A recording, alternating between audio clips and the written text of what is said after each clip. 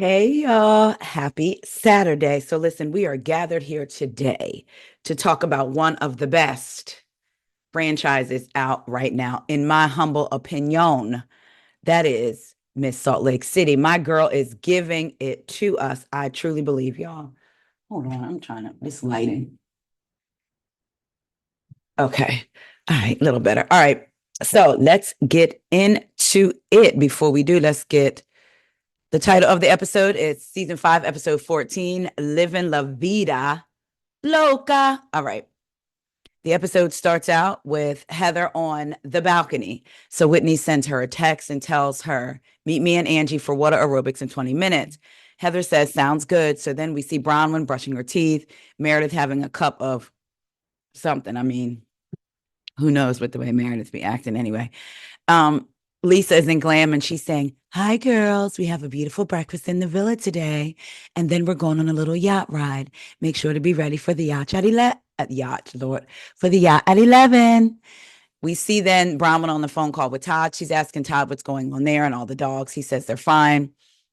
A couple of them are outside. Lord, they got a lot of dogs. Lord Jesus, they got a lot of dogs. Anyway, so then she says there's a lot of animals rumbling around the jungle here. She tells him that he would really love it. She asks him, are you dying over the text I sent you? I sent you a late text saying I'm coming home. She says, obviously, I'm having my makeup done in Mexico, so I'm not coming home right this second. So Todd says, WTF. Bronwyn says, so Lisa's talking about how beautiful the hotel is. And I said, it is beautiful. And I'm glad we're here. But I feel a kind of way about not rooming with you. And it turned into this full conversation of her insinuating that I'm not grateful to be here. And frankly, that I'm snobby. Todd says, that's just a stupid thing for her to say. And Bronwyn says, yeah. So next up, we see Whitney, Angie. The way they all say Angie's name from Meredith to Mary is funny to me. So we see Whitney, Heather, and Angie arrive at water aerobics, and they talk about how hard it is.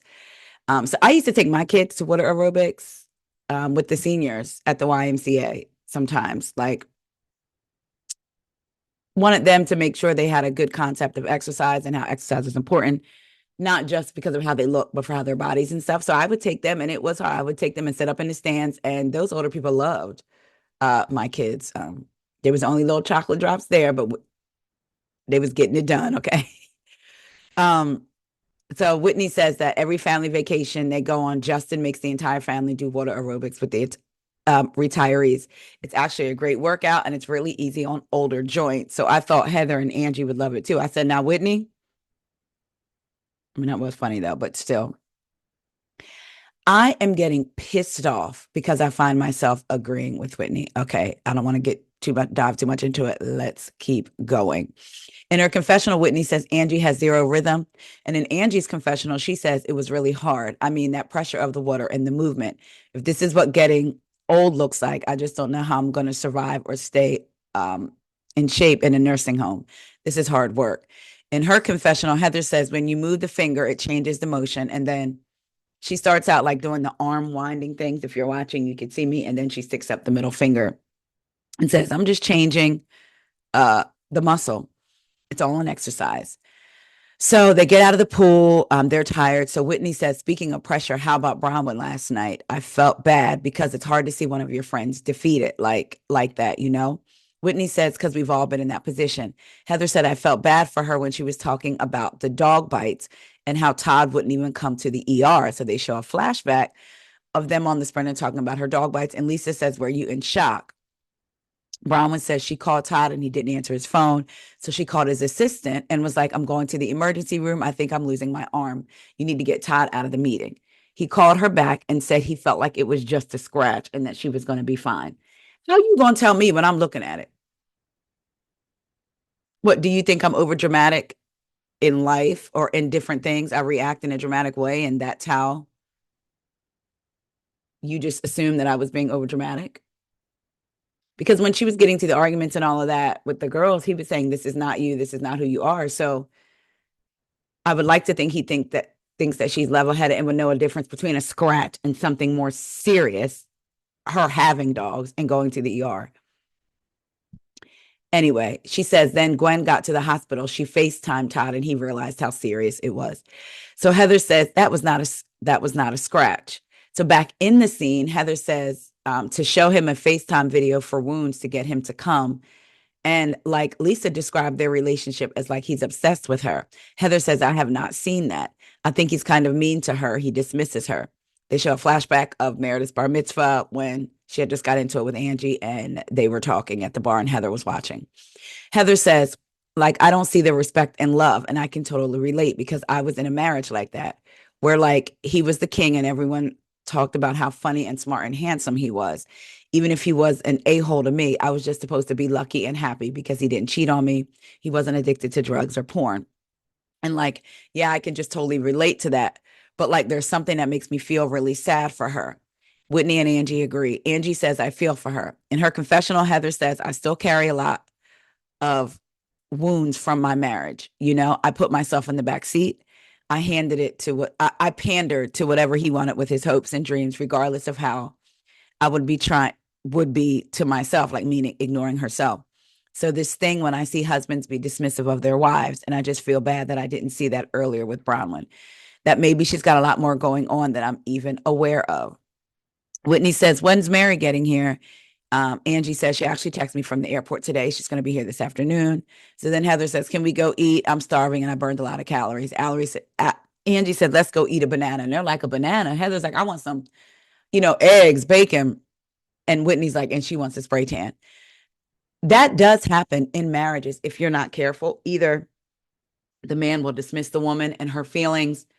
Oh, she's just a little woman, blah, blah, blah. I run things because I pay for things and I take care of the family. Or it'll be where the woman starts out with her own thoughts, hopes, dreams, and wanting to do different things. And then she just gets caught up in being a wife and being a mom when kids come along that she kind of loses herself. And the husband may not even notice, but she notices and doesn't say anything because that's the way the household is running, So I think it's really important as women. I know for me, I had found myself in that place, not by anything that my husband was doing, but me. It became about him, certain things like, for instance, back then it was my exercise, my work. I was good at my job where I was working at the time. But still overall, it was about my family. And I didn't dedicate time to about me and making sure that I was good. It was always the kids need this, the kids need that. Oh, I think the husband wants this. I think he's going to need that. So let me provide it before he even has a chance to ask for it. And then you kind of get irritated with them. And it's like, they didn't ask you for this. I remember a friend of mine once said, with women, sometimes like we have to be careful not to fall into those traps. Like your husband, you may be in the kitchen and he may say, would you mind bringing me a glass of water? You bring him a glass of water, something else on top of that. And when you bring it to him, you do a backflip, do a split, and hand it to him with all these bells and whistles. And then you're mad when he doesn't react in a certain way. When all he did was ask you, would you mind bringing me a glass of water? You decided to do all those extra things. And now he didn't notice the extra things. So turn my microphone then change. But anyway, so I think it's really, oh, child, I had let my audio go out. So I think it's really important as women that we make sure, hold on, y'all. I don't even know how much of that y'all heard. My mic went out. I don't know what happened. But anyway, I was saying, I think it's really important for us as women to make sure we don't let ourselves get caught up in that. And there are signs that a man is like that before you marry him, if you date him long enough. So there's that too. I hope y'all caught all that because, Lord, if you hear a little blip, don't worry, audio comes back. Moving on. All the ladies meet up because they're going to go out for the yacht, and there's VIDA canvas bags for them all. Whitney says these bags are so cute. In her confessional, Bronwyn says, obviously, Lisa thinks I'm too bougie to function and I'm spoiled. So like the grateful guest I am, I will accept this gift. So Lisa is telling the ladies it has all her favorite travel things in there. Back in her confessional, Bronwyn says, but I'm also wondering, what would I use a canvas bag for? I would not. The producer said, do you grocery shop? And Bronwyn says, no. On the 15-minute ride, 15 minutes in, Meredith is asleep, child. She like, it appears that she's asleep. Whitney says, Meredith, are you okay? Meredith says, what? And Whitney says, are you okay? Meredith says, I'm just closing my eyes. I didn't sleep very well. And then they show Brittany looking at her. In her confessional, Brittany says, I'm not surprised that Meredith is exhausted today. So they do a flashback to 2 hours earlier, and Heather is sitting at the table with Brittany. And Heather says, so how are you doing this morning? Brittany says, I woke up in the middle of the night to sounds of Meredith crying and throwing up. Heather says, throwing up. And Brittany says, she was definitely throwing up. So back in her confessional, Brittany says, I don't know what's going on with her, but something's off. They get to the boat, and the boat is called The Best Day. So Meredith needs help walking in these little tiny heels. Well, the heels are big, but they look like she's walking on nails. Angie comes back and helps her. Whitney says, this is quite the duo. And Heather says, women supporting women. So Whitney, they're on the boat. They cheers to the best day ever. Whitney tries to get all the ladies to dance. Meredith said, I don't need to break my ankle. So then they proceed to do. Child, I was cringing. I'm not going to lie. The most awkward. They look, when I tell you they look so awkward, they look painful. Almost like when Ashley Darby be dancing. Heather was smart and stuck to something she knew, clogging. So in her confessional, Bronwyn says, my dancing is horrific. I have no rhythm. But even I'm shocked at how atrocious some of this dancing is. Like zero. Zero is for everyone. Child, Brittany. No, ma'am. Okay.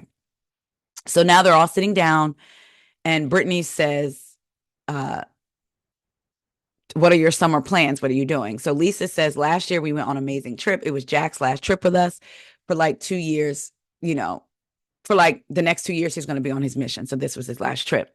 So all the focus is on little angel baby Henry. He loves it. He goes on little dates with me and John. He'll go out to dinner with me, and then John will take him to do some sport things.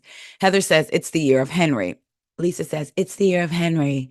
In her confessional, Lisa says, between Jack leaving and Henry starting middle school, this year has been very challenging for Henry. I feel like he didn't want to make friends. He was trying to make friends. They show a flashback of Henry saying it's just easier to be alone sometimes. Lisa says, and now it's fun to watch him making friends and inviting kids over. Having him drop us off at the movies. Like, I feel like he's really starting to adjust, and it just seems like such a relief for me. Lisa says in the scene, we just love doting on him. Angie says, and how about all of his cologne collections? Lisa said, I think he's up to 15 colognes. Heather says, how about the way he says Jean, what was it? Jean Gaultier? What? Because my child, I did speak to text, and my note says John Paul Go. We know that ain't what it is. Anyway, Lisa says he says it with a French accent. I'm not kidding you. Brittany says, I feel like this is so unsupportive, you guys. Like, I just gave you a story about Olivia last night, and that was like a really, really big deal. And it was crickets. Ciao. They flash back to Brittany making an announcement about her daughter, Olivia, coming over, spending the night. Lisa says, wait, what? Brittany says, last night I was making an announcement. I was like thinking my daughter is finally talking to me after 6 months, and it was literally crickets. And Bronwyn says, what I was thinking, but I mean, I also get, well, let's go there. Bronwyn says, the difference is I know Henry. I see Henry is a real person to me. Brittany says, yeah, but you know me. I get what Bronwyn was saying. I know Henry, have known Henry. He's real to me. I barely know you, Brittany. And then we're hearing about these issues that you're having with your daughter. We're always hearing about issues that you're having, Brittany. But I also get Brittany saying, you know me. But like I said, I get what Brittany was saying. But Brittany, this annoyed me. Like, girl, hush. She says, this group isn't very supportive of me. Basically, they're all thinking because you're not, wife, you're a friend of. Anyway, but she's doing the work as a friend of. Angie says, we weren't even talking about you. We were talking about Lisa's son in this moment. This moment was about Henry and him being an only, and now you just turned it on you. Brittany says, yeah, well, my feelings are hurt. I give you good news about Jared and me. I give you good news about my daughters, and it feels like none of you are supportive with the good things in my life. And it's a really, really big deal for me. I don't get to see my kids every day like everyone else does. Bronwyn says, but do you like the idea of telling us you have an announcement, or do you like the idea of seeing your daughter? I said, ooh. Brittany says, Bronwyn, you're an effing bitch. Bronwyn says, yeah, and then takes a sip of her drink. Brittany says, I get no support. Bronwyn says to Lisa, you have anything to say? Brittany says, why are you the troublemaker? Bronwyn says, I'm looking at you, Lisa. In her confessional, Bronwyn says, I guarantee you, if somebody called Lisa a B, and I was within an earshot of that, and I didn't stand up for her, we'd be talking about this, until I'm dead. Bronwyn says, we've been friends for 10 years. Back in the scene, Bronwyn says, we've been friends for 10 years. You've let this woman call me a gold digger, a trophy wife. Lisa says, I let her do what? Like, what did I let her do? She says, I'm not responsible for defending anybody. I will chime in. Bronwyn says, you and I have had private conversations about how I feel vulnerable. I feel alone.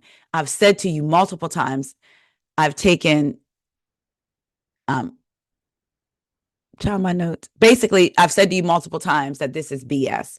Bronwyn then starts to tear up. Lisa says, I've stuck up for you in every situation. Now that is false. You have not. With Heather and Bronwyn, you certainly did not. So let's keep going.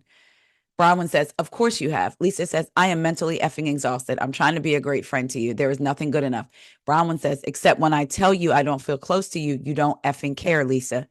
In her confessional, Lisa says, Bronwyn, you're a big girl. I don't know why every time you're in a fight with someone, I have to be in a fight with them too. I don't expect you to be in fights with everyone that I'm in fights with, or trust me, you'd have no friends. Bronwyn says, has anyone asked me an effing question about myself? Lisa says, wow. Bronwyn says, really? From day one, I've been called two-faced, terrifying, not a girl's girl, a trophy wife, a gold digger. This is BS. Angie's like, Bronwyn. Bronwyn says, the amount of things that have been said about me before anyone bothers to get to know me is insane. Heather said, we never knew that any of that bothered you. Bronwyn said, it was nothing about being a gold digger. Brittany says, I don't want to come for you. Bronwyn said, if anybody had asked me, let's talk about the real issue I've gone through with Todd, how hard it is to be a stepmom, how hard it is for me to navigate being with someone who is older and successful, and the infidelity that we have had in our situation. Child, all their mouths literally drop open. Angie puts her hand on Brittany and says, shh. I was like, that was the mom kicking in, like, shh, she got to get some stuff off her chest. Bronwyn says, oh gosh. So then Whitney says, how did you find out? Bronwyn says, a couple of years ago, we were on a trip and he was texting someone on his iPad. And Gwen went to say something to him, and Gwen saw it over his shoulder. Their mouth dropped open again. And they all say, no, like, oh my gosh. She said, so Gwen came to me and I confronted Todd. In her confessional, Bronwyn says, the real truth is that my relationship is just as hard as everybody else's in its own ways. And it has its very low lows that were very hard for me. This is the side of me that these ladies haven't yet seen, but I want them to understand that I bleed the same way that they all do. I cry about things, and that side of me is there if you're open to it. Whitney says, what did he say when you asked about it? Bronwyn said that he said that it's a fatal flaw of his in business. It's a fatal flaw of his. What's good for him in business is that he's never satisfied. He's always pushing for the next deal, the best deal. Brittany says, oh, ouch. Bronwyn says, and it's hard to turn that off when you get home. You're always looking for, and Heather says, it's not hard to turn off when you come home. It's called marriage, and effing turn it off or you're going to lose your wife. Bronwyn says, it's not his fault when you're used to doing what you're used to doing. And everybody else basically has to do whatever you want them to do. And then she starts crying. In her confessional, Lisa says, this is like shocking to me. I don't know what happens behind closed doors. You should remember that, Lisa. But like, I've known Bronwyn for years, and all I've seen from her is how perfect her life is. But like, all I've seen how perfect her life is, how much she loves Todd, how good he is to her. So for me, I'm just like processing everything. And I'm like, oh my gosh, this is kind of hard to believe. As much as Lisa is not my person on these shows, I do understand what she's saying, but I wouldn't be discounting what my friend is saying, meaning what I've seen. I've never seen this side because, like she said, we don't know what goes on behind closed doors. And it's not, sometimes there are people faking it and putting out there, my life is perfect. My life is perfect. I have no issues. And behind the scenes, they have all these issues, where some people post their happy moments. And I'm happy for that. I know sometimes we see people on social media and then you hear about an argument they have, and people say, see, they were on Facebook pretending. It's not always pretending, because if they posted every single aspect of your life, what would people say? Take us out of the group chat. We don't need to see. I personally like seeing happy moments on social media. I don't need to see you crying in your bed. If you are crying, I have empathy for that too, but I'm not calling for it because again, as soon as somebody posts that, people say, you don't need to post everything. Why are you recording yourself crying? Why are you talking about your marriage? So to me, with social media, if you're a user of it, sometimes you can't win. So just post what you want to post. But in saying all that, I understand what Lisa is saying. Like, wow, that's not anything I've seen from you. I also know that they weren't close friends, right? They were friends, probably like social friends. Lisa wanted to be friends with her. Both Bronwyn and Lisa have said that. So vanity friends, I would say. So Lisa wouldn't see that. You know what I mean? She wouldn't know the things that she may know about a Meredith or any of her other friends. So I do get what she's saying. And I also understand, again, we don't know what's going on behind closed doors. So Heather says, did he deny it though? Did he say there's nothing going on? Bronwyn says he came back with a ring that had 5 diamonds for 5 new promises to match each of the diamonds on the ring. Lisa jumps right. Oh, that's nice. The way Heather looked over at Lisa when she said that, like, girl, that's nice. I caught that. Did y'all see that? Angie says, what were the promises? Bronwyn says it was 5 things that he didn't promise me when we got married that he probably should have. Now, here's where I'm like, spill the tea, Bronwyn. You didn't spill all that. But you don't have to, but you didn't spill this far. Anyway. Then she says, Todd works 3,000 miles away from me 5 days a week. So there's always going to be a lump in the back of my throat that if I'm not super supportive, if I'm not there, if I'm not super caring, if I'm not physically there, it's like, it's not going to be the same. I'm not always good enough at home, and then I'm not good enough with you guys ever. Heather says, I'm so sorry. I'm so sorry. Meredith says, do you think that maybe he can't be that invested because you're guarded against him? Girl. Lisa says, that's a great question. If someone has given you a reason to be guarded, you don't get to say, I can't make it up to you because you're guarded. No, you're going to have to work to bring those guards back down and show me that I can trust you, period. Like, that's just it. You don't get to say that. Girl, please. Bronwyn says, so, and then the way Whitney was looking at them like, are y'all crazy? So Bronwyn says, no, no, no, no. In her confessional, Whitney says, it's so cringe to me that Lisa and Meredith are choosing to have Todd's side. Like, in this moment, we need to say F Todd. Like, that's it. So in the scene, Bronwyn says, I adore Todd. I live and breathe by what Todd says to me. And I think I mean as much to Todd as any person can mean to him. But I think Todd means more to me than I mean to him. Lisa says, oh. Bronwyn says, like, I feel like I really understand Todd. I feel like in this group, in my relationships and with Todd and most of my friendships, I don't always know if somebody understands 100% who I am. And that's a very weird, isolating feeling to float through life and feel like there's nobody who totally gets me. And when you don't have a great relationship with your mom, I'm losing my dad, Gwen is going to college, and Lisa says, you're alone. Bronwyn said, and then I thought Lisa was introducing me to friends, and it's been tricky with some of you. And it reinforces this narrative that maybe I'm not good enough for anyone. And I get that. That makes sense. There were times when I felt like that, when you feel like nobody understands you. Not that you're some mystical creature, but sometimes it's because of the way you present yourself. So people feel like they do understand you. Like, if you have a way of making people feel like when I talk to people, I want them to feel like they're the most important person to me at that time, because I want people to feel like I'm paying attention to you. I'm listening to you. Like, even when it comes down to my kids talking to me or being on my phone, if I'm typing something or in the middle of something, I'll say, wait, hold on, so I can finish and pay attention. But people don't always do that. For me, they're listening, but you're like, well, wait, I need you to be looking me in my face. But if you don't say anything, and if people are feeling like you hear them, they won't know that you feel like they don't hear you unless you say it. Again, it's how you present yourself and how you make people feel. People feel good around you. You're a good time. You're funny. Bronwyn is quick-witted. She's sharp. So she has this life that people look out on the outside that looks like it's amazing. She has money, this husband that seemingly dotes on her, one that she has said she loves. So because of what she's presenting, people don't always think, let me ask her, right? And I don't think it's necessarily always out of selfishness. It's just what you present.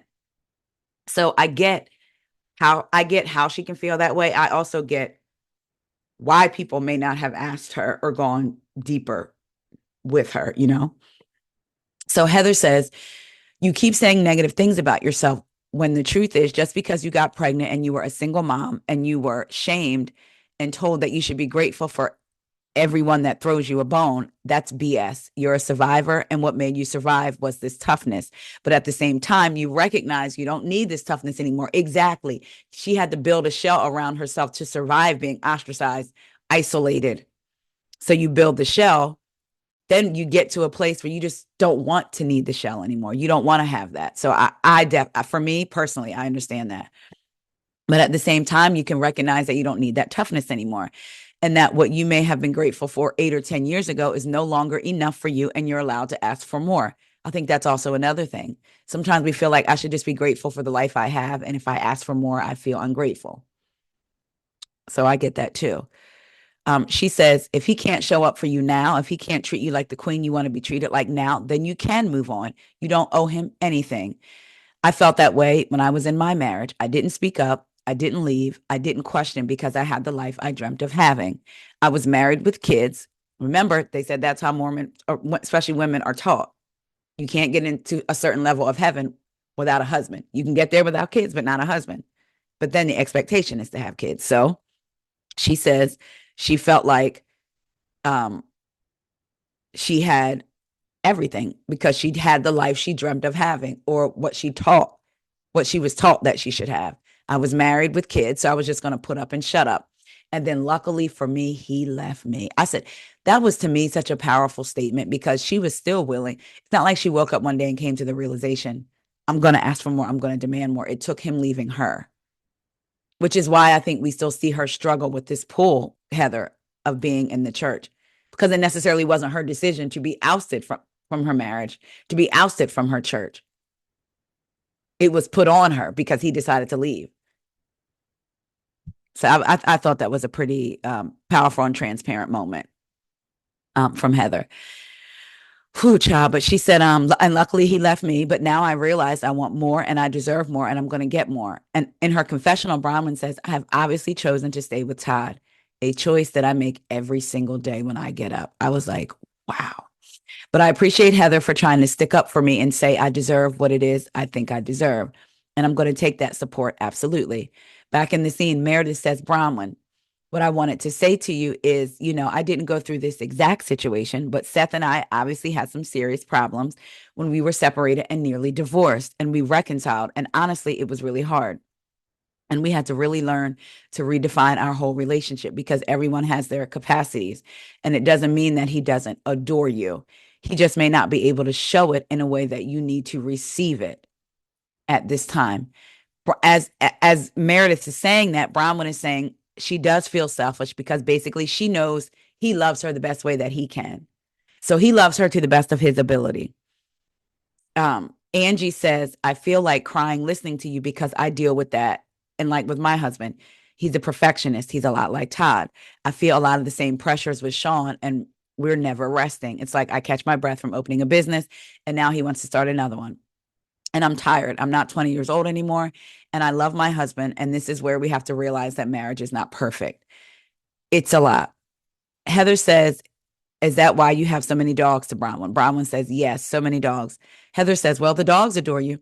Bronwyn said, we have so many.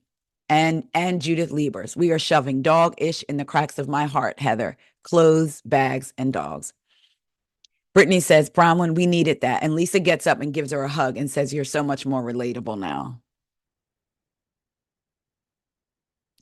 I think that's part of the reason Lisa wanted to be friends with her, because she wasn't relatable. Again, I feel like they were vanity friends. That's why Lisa wanted to be friends with her, because she thought she looked fabulous and had a fabulous life. Now that Lisa is seeing this Bronwyn, I don't think she's interested. But anyway, yeah, Lisa says, you're so much more relatable now, this one, and gives her a hug. Brittany asks, can I hug you? And Bronwyn says, sure, and they hug. Girl, this part got me. They get off the boat, and Lisa says to Angie, interesting. You know what I mean? Angie said, I feel sorry for her. And Lisa said, oh, Lisa thought Angie was getting ready to talk cash money-ish with her. Then Lisa says, when Todd sees this, he's going to lose his mind. To me, it kind of sounded like those voices were Frankenstein in though. Like, did they actually say that in those moments, or did they have them record them later because of audio issues or what have you? I don't know. Lisa was getting ready to talk cash money because again, Lisa doesn't know how to handle anything below surface, in my opinion. So that was a lot. Now, my friend Bronwyn, who I thought she was this glamorous person whose husband adored her and obsessed with her and living life and just, that's my opinion. They get back to the house and all the ladies talk about how hungry they are. So Heather, Brittany, and Lisa are eating. Lisa says, "Did you guys have fun on the boat?" Brittany says it was emotionally exhausting. It feels like a lot came out from Bronwyn, and I feel closer to her. I think Lisa wanted to talk about Bronwyn, but they didn't give it to her. And I don't even think they did not give it to her on purpose. I just think they weren't even, and they didn't. I said good. Um, Brittany says, "Meredith, how are you feeling?" Lisa says, "Yeah, you were quiet on the boat." Meredith says, "Yeah, I wasn't feeling good on the boat." Lisa says, "Really?" Meredith says, "No." Lisa says, like nauseous. And Brittany is like, "Were you sick?" Meredith says, "Yeah, I think it's just exhaustion more than anything. But yeah, I'm a little nauseous and a little headachy. Not great. But I feel good now." In the other villa, it's Bronwyn, Angie, and Whitney at first. And Angie says, "How are you feeling, Bronwyn?" Bronwyn says, "I keep wondering if I'm crazy or if I'm misunderstanding because you guys saw when I was crying about whatever I was sharing with you guys about my personal life, and Lisa was not." And Whitney says, "I think even when her intentions are good, she doesn't just quite know how to listen." Bronwyn says, "Nope, nope." Angie says, "There's something with you two. Like I can't pinpoint it."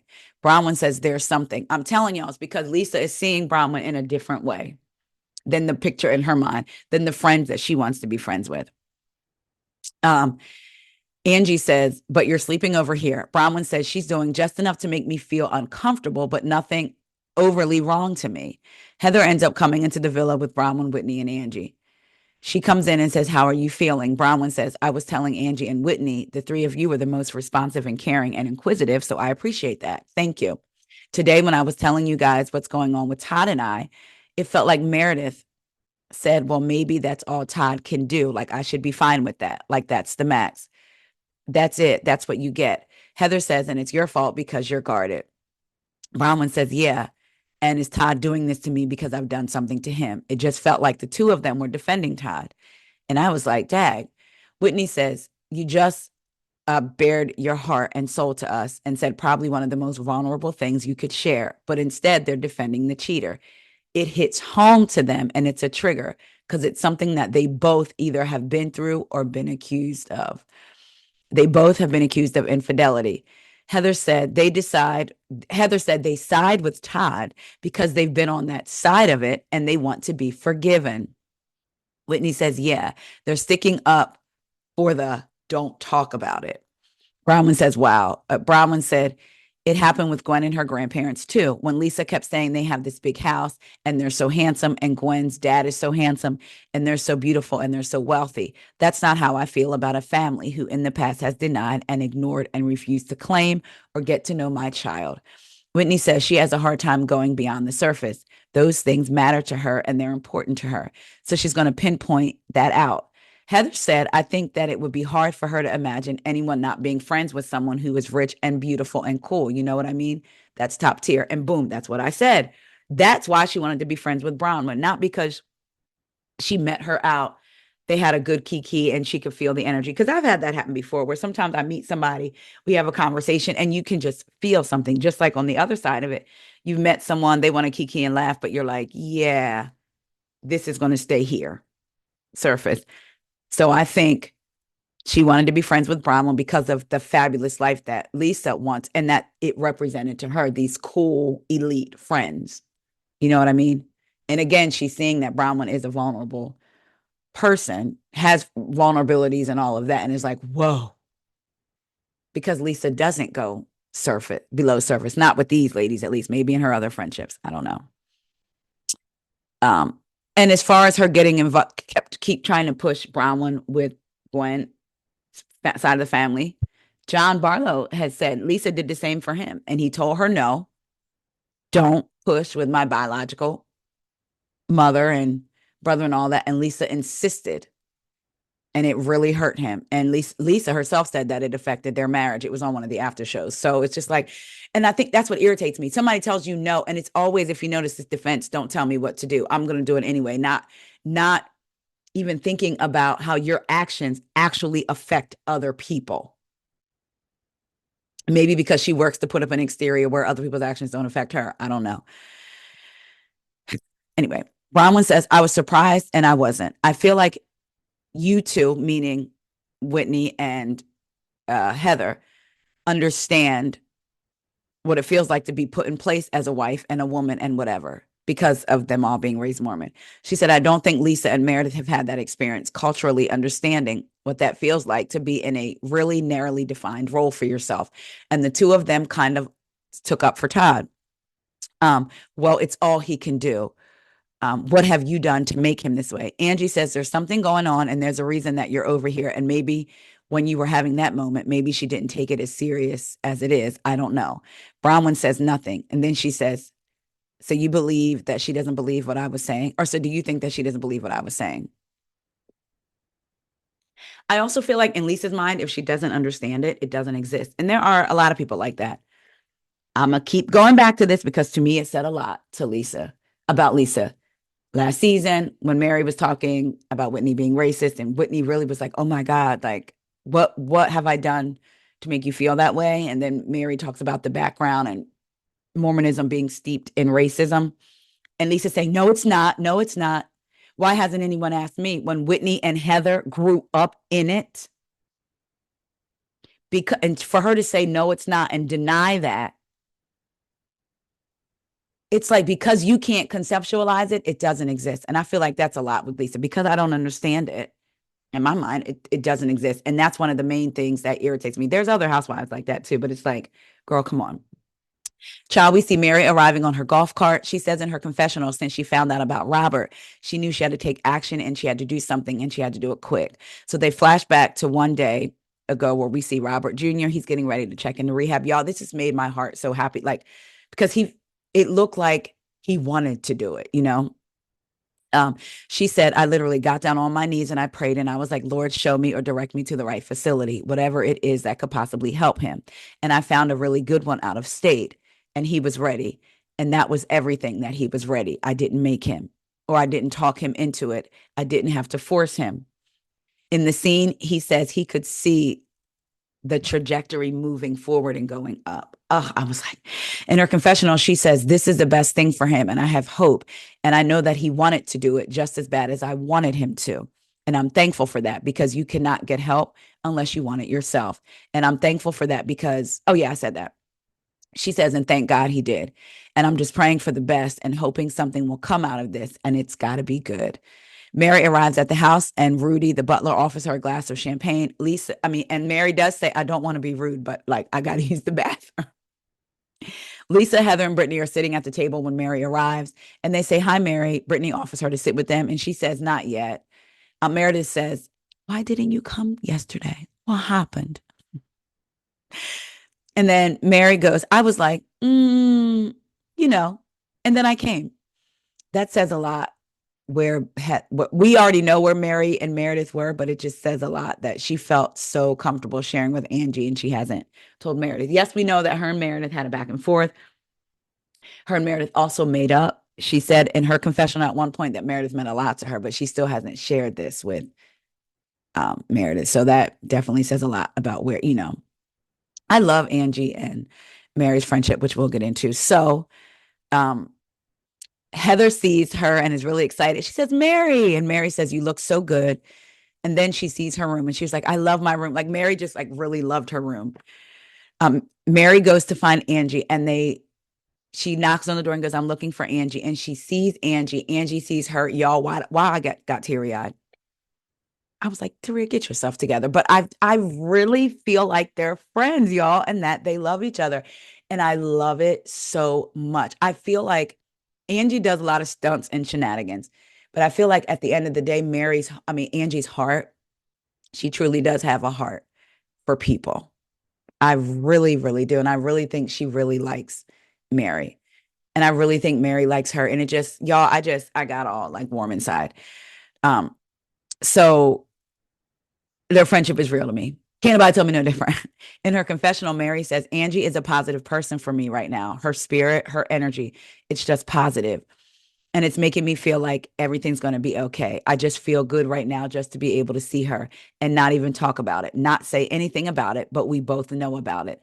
I'm going through this, but there's someone in it with me, and she's got me and I got her. In the scene, Angie says, I'm so happy you're here. I mean it. You just lifted my spirits. Yo, I was like, oh my gosh, I want to hang out with them. And it's rare that I would want to really hang out with these people. I mean, you meet them, some of them you like, some of them you like, oh, I can kind of see. And I've talked to some of them personally, not on the Salt Lake City well, kind of, sort of, but not really. But then you meet the energy thing again. It's like, oh, outside of this show, I don't want to be, I don't want to hang out with people on these shows outside of these shows so people can see you hanging out with them, if you know what I mean. I'm more interested in the person off the show. And I feel like Angie and Mary would be a key for real.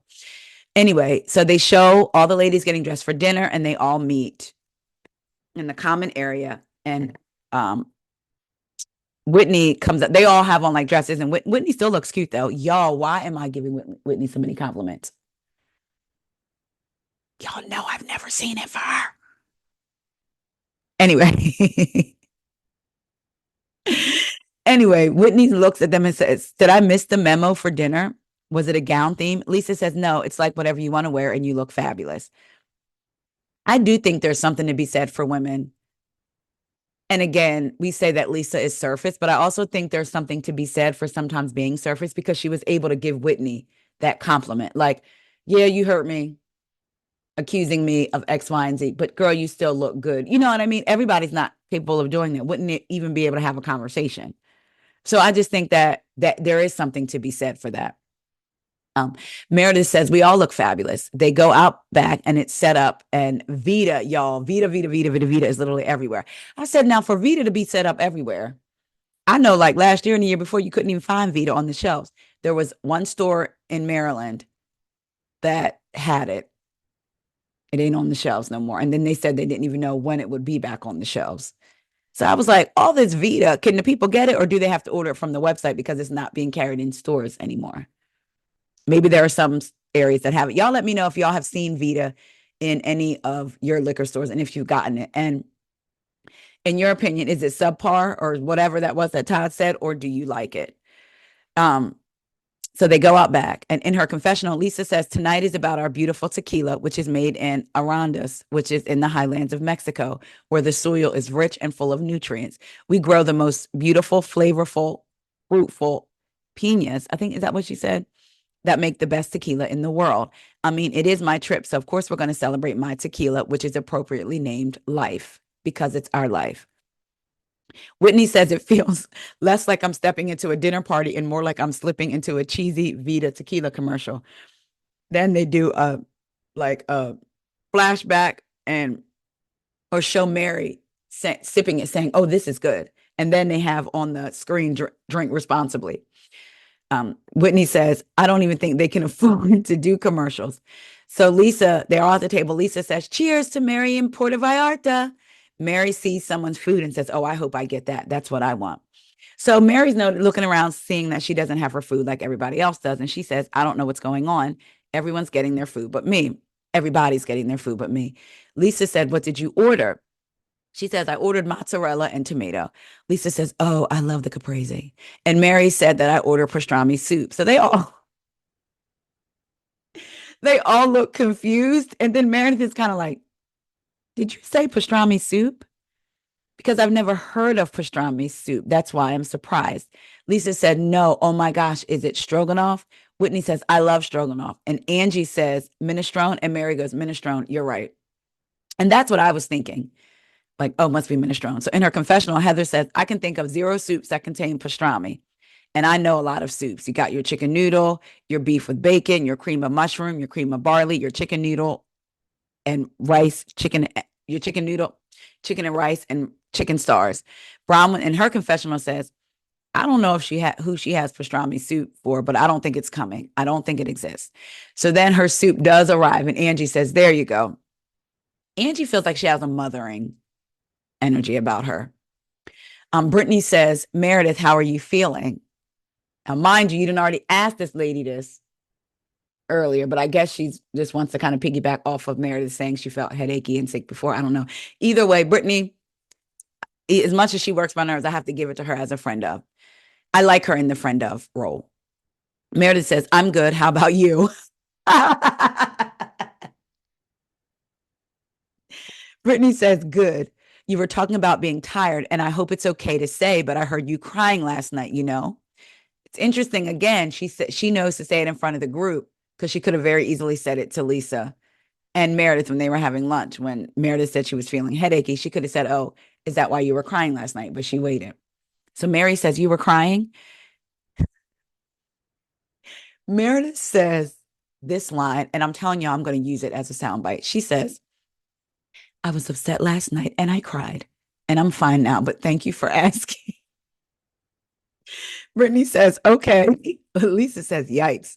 Child, Lisa just, Bronwyn says, I mean, I feel like if you don't want to talk about it, it's fine. We don't have to talk about it, but I do feel awkward because it wormed its way all the way through the rooms to me when I was getting glam done, that you were crying and throwing up, and that there's a lot to be concerned, and that there was a lot to be concerned about.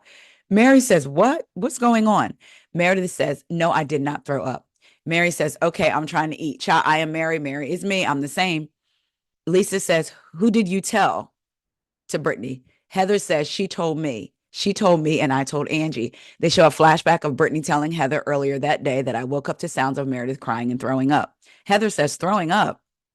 So then Heather is talking to Angie and telling her what Brittany said. Then Angie is telling Bronwyn while Bronwyn is getting her glam done. Bronwyn says, are they in the twin beds together? How would she know? Angie says, that's what I'm wondering.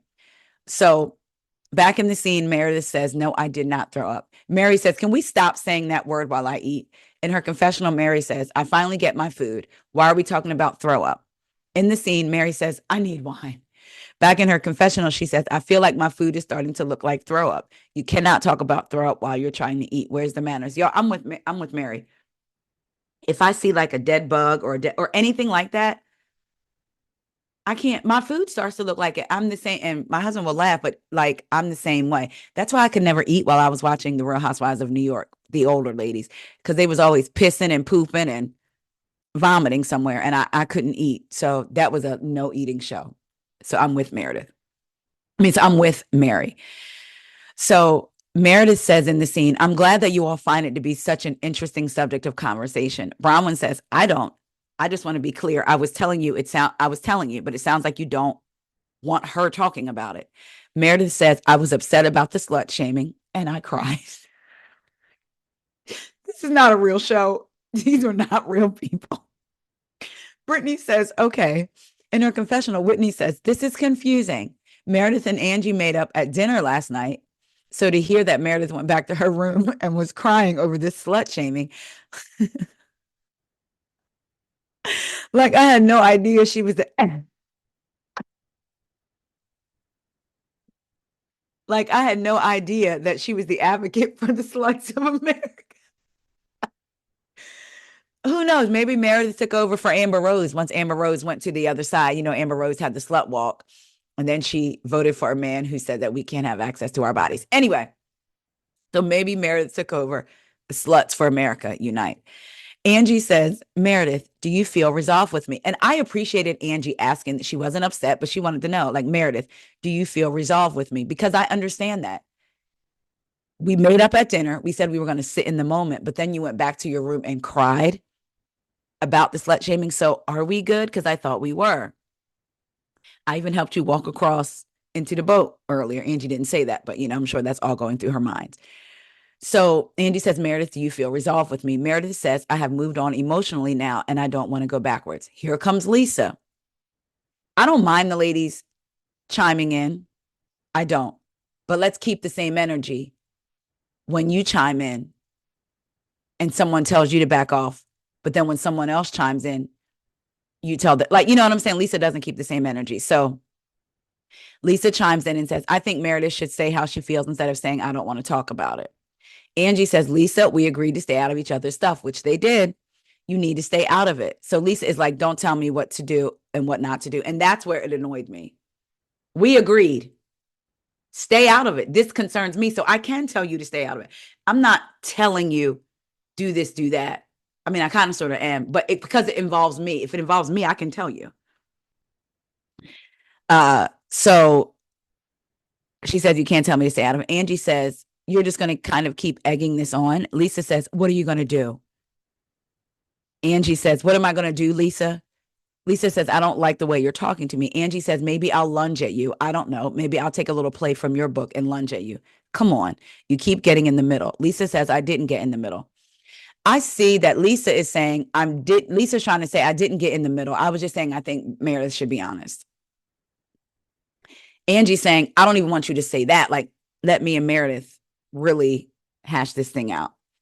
So she says, I didn't get in the middle. Lisa, I did not get in the middle. I was trying to help you fix it. Angie says, no, Lisa, you're not. Lisa says, oh, do you feel like a bad A right now? Angie says, no, I don't feel like a bad A. Lisa says, okay. Angie says, how come when people talk to you, you think they're trying to have a problem or they're trying to feel like a bad A? Like you're the boss here, so nobody can address you. I'm trying to be a bad A by having a conversation. The whole time Bronwyn is nodding her head yes while chewing. Meredith tries to come to Lisa's defense, and then Lisa gets activated.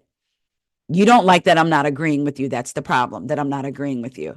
I think you start things, and when people react to you, then you're like, oh my gosh, I have a problem. You're the problem. And you miss the fact that you incited the things. I don't even think that's where they were going, though. Angie was talking to Meredith, asking Meredith a direct question. Meredith answered, and Lisa came in and said, I think Meredith should say X, Y, and Z. Angie says, hey, we agreed not to get in the middle of each other's stuff, so can you just stay out of it? Angie wasn't trying to insinuate that Lisa wasn't agreeing with her. But see, that's where Lisa's mind went, because she can't conceptualize the fact that maybe I should just be quiet. She always has something to say. Always. Going back to the reunion about the Mormons and racism, she had to have something to say. She just could not. Like that kid who just can't not fidget and move and be still. You know what I mean? So Whitney says, it's interesting when it's about your feelings. You want us all to care, but if it's our feelings, you don't. Lisa says, nobody gives a F about my feelings. You, of all people, don't give a F about my feelings. Whitney says, I actually did. I said, ooh, maybe look at that's how your friends feel. You get to be the dictator and pick and choose when things work for you. Lisa says, I don't get to be the dictator. You know what I get to do? I get to protect my effing self. And that's what I will always do. As Whitney is saying, I wanted to be your friend. And basically the minute I stood up for myself, you basically turned around and left the friendship. Lisa says, no, that's not true. Whitney said, you did some effed up stuff to, wait, no, that's not true, Whitney. You did some effed up stuff to me. And you're lucky I even look at you or talk to you for the things you've done to me. Whitney says, oh, wow. Lisa says, you're not a victim. You're an effing lying bitch. Whitney says, oh, wow. So are you. Bronwyn says, here's the thing. So then Lisa says, everyone should stay out of it. And that's when I was like, now, girl, you again, I can see you feel like, okay, this is between me and Whitney, but you just did that with Angie and Meredith. So that's what I mean. Like, that's hypocritical. Like, you just did that. Bronwyn says, why do I get to be told what to do by Lisa effing Barlow all the time? You just told Angie, don't tell you what to do. You just told me what to do, but you tell me what to do all the time. I wish in that moment, Bronwyn had said, now hold up. Angie and Meredith were just talking. You inserted yourself and Angie asked you to stay out of it. Now you and Whitney are talking. I did the same thing you did. And you're telling me to stay out of it. You didn't like it when Angie said that to you. So now why are you saying that to me? Like, break it down to her like a 5-year-old. You know what I mean? Anyway, so Bronwyn, wait a minute. So yeah. Lisa is like, Bronwyn, I'll get to you next. Bronwyn says, why do you say stuff like I'll deal with you later or I'm not gonna? Lisa said, it's because it's a constant nitpick. There's always an issue. Bronwyn says, I was trying to have a conversation with you. Lisa says, we're friends and there's always an issue. And I'm like exhausted. Now, to be fair, I can see how Lisa may feel like there's always an issue. I do feel like sometimes it's not. And if Lisa would just simply listen to Bronwyn, at the same time, I can see if I was Lisa, how it would be like, okay, wow, all right. This was about me and Whitney. Now it's about me and Bronwyn's friendship again. So, you know, because I do want to try to be fair, even though how I feel about Lisa, but I still want to, sometimes we can see both sides of a thing. Bronwyn says it's not always an issue. It's the same issue. And I never get all the way done with it with you. Lisa says, I'm like effing sick of all this, like for real. It's always dish, dish, dish. I try to be a friend to you. Well, she doesn't. Oh, yeah. She says, I try to be a friend to you. But again, Lisa, you were being a hypocrite in that moment because you did to Angie and Meredith what Bronwyn did. And you didn't like that. So come on. So Lisa has the same line. I've been a good friend to you. And Bronwyn says, I'm telling you what's going on with my marriage. And it did not occur to you to say to me, I'm sorry, or I hear you. Lisa said, I did say that when I was sitting there. I'm like, oh, this is so sad. I'm sorry. Now, maybe she said it, but they didn't show her saying that. They showed her saying like, oh, wow. And telling Bronwyn she was relatable. We didn't hear her say, I'm sorry. We did see her give her a hug, but we didn't hear that. So Bronwyn says, no, Lisa, I appreciate you liking my husband, but the way that you responded to what I was saying today made me, and not only me, believe that maybe A, you didn't believe me, or you don't really give a F, or that honestly, you kind of stood up for Todd more than you did for me. Mary says she's really hurt, talking about Bronwyn. Angie says, well, I think, Bronwyn, you have been tough on the exterior. You've divulged more in this group than a lot of people have in years. And Lisa, I just met her, and I know more about her marriage than I know about your entire life. Angie says, no, Lisa, I'm just saying you need to give her credit. She shared everything about her entire life. Lisa is like, oh my gosh, I talked to you about my kids, God, my sons, but okay. Angie says, and you are guarded, and that's okay. That's who you are. Lisa says, why are you getting, and then Angie says, Lisa, why are you getting all snarky? And Lisa says, I'm upset. In her confessional, Lisa says, I just can't believe like Angie saying this to me. We used to be so close. I share with her so much. I tell you about my husband and my kids. Like, why would you want to say that's not real? She starts crying and says, like, wow, you're not really my friend. You never were my friend. I mean, on that note, it seems like Angie and Lisa were friends. So, and the way they used to talk on the phone for hours, Angie did say that Lisa would always talk about her meaning Lisa would always talk about Lisa, and Jen Shah said the same thing. So I would like to believe that in those moments, Lisa probably was sharing things with them. So I do think if I was Lisa, I would kind of be taken aback, maybe like, wait, what? So I can see where that may hurt Lisa. Like, hold on. I've spent hours with you on the phone. And again, you did say I'm always talking about me. So at the table, Lisa is really crying. Mary says, why are you crying? Why? Lisa said, it doesn't matter. Heather said, it does matter. Lisa gets up and says, I'm going effing home. I'm just done. Mary says, what happened to dessert? And the episode goes off. I said, child, Angie, when we saw that door shut behind Lisa, honey, I said, you better hope that Lisa not get ready to run down your whole history like she did with Meredith, if you got one, because it's coming out. Okay. You better hope not. But y'all, I really like this episode. Again, so many different moving parts and pieces, and Salt Lake City moves so fast. I really have enjoyed every single episode. And again, I'm going to give all the ladies credit, even the ladies that I don't necessarily see it for. They're all clocking in, all of them, getting in the middle of things, having these conversations. So I appreciate every single cast member. Y'all let me know what y'all thought about this episode, and I will talk to y'all later. Y'all, I'm looking forward to next Wednesday. See ya.